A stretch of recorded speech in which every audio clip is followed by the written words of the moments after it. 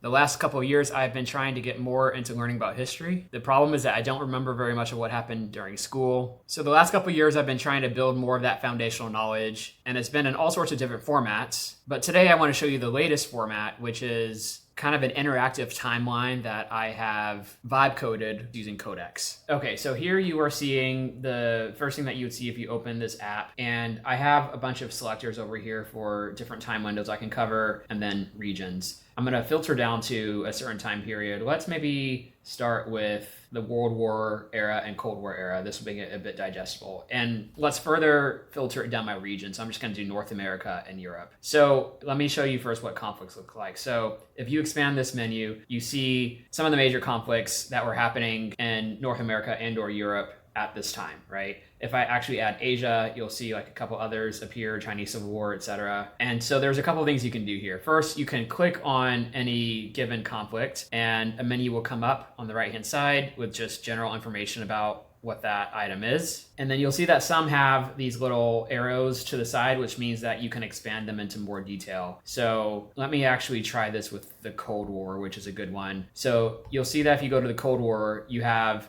some sub events. You can click any of these, get more information about what they are. So that is for conflicts. There's general events as well. So it's kind of similar format. I just have a bunch of stuff that is other events that are not really conflict based. Works the same way. You can click on something and you can see a description of what that is. And then we have other types of things. So I started adding some of these other things. So one thing is works. So these are just either movies or books or whatnot that I just personally care about. And I kind of want to remember when they happened. So Lord of the Rings, for instance, one of my favorites. You can see that this was when the original ones were published. And then I have a couple that are associated with people. So the first thing that I have is groups. The second one that I have is people. And then the third one I have is leadership. So let me just go through these one at a time. So groups, these are just, as it sounds like, groups, either sort of like different organizations or other types of groups that were important at that time. So you can see here, these are all a lot of the sort of German groups as part of World War II. Same thing, you can click on something and get a description. If you go to people, this is individual people. So most of these are kind of grouped into